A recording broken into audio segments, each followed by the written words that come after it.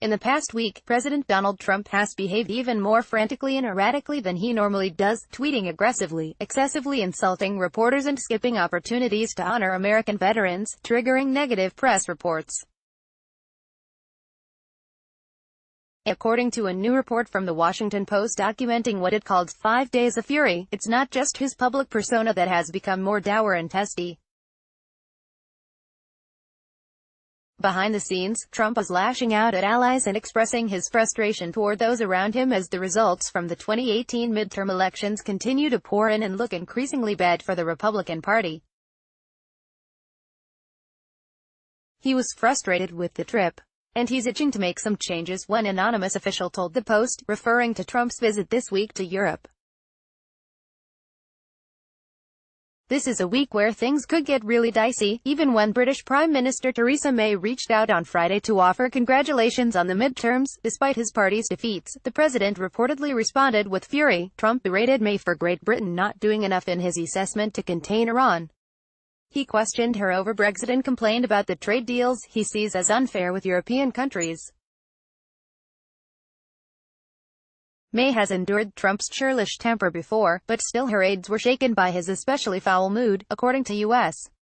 and European officials briefed on the conversation.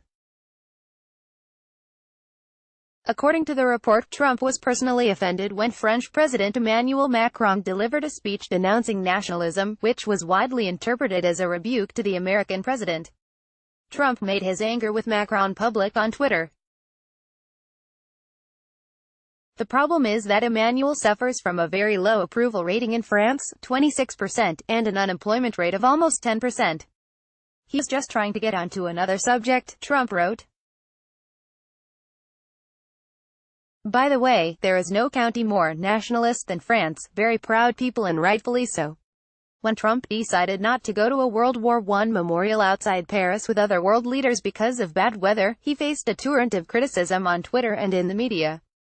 According to the report, Trump reacted angrily to his staff because they hadn't foreseen the backlash. Trump told aides he thought he looked terrible, and blamed his Chief of Staff's office, and Deputy White House Chief of Staff Zachary D. Fuentes, in particular, for not counseling him that skipping the cemetery visit would be a public relations nightmare, it said. Trump's anger has also focused on election officials, particularly in Florida, where the ongoing recount has undermined the early reported victories of his allies Gov. Rick Scott and Ron DeSantis.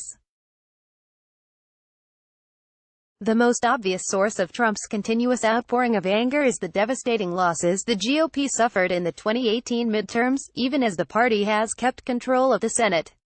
Despite initial analyses suggesting that the blue wave had been a disappointment, as ballots continued to be counted, a consensus emerged that Democrats really had won a spectacular victory.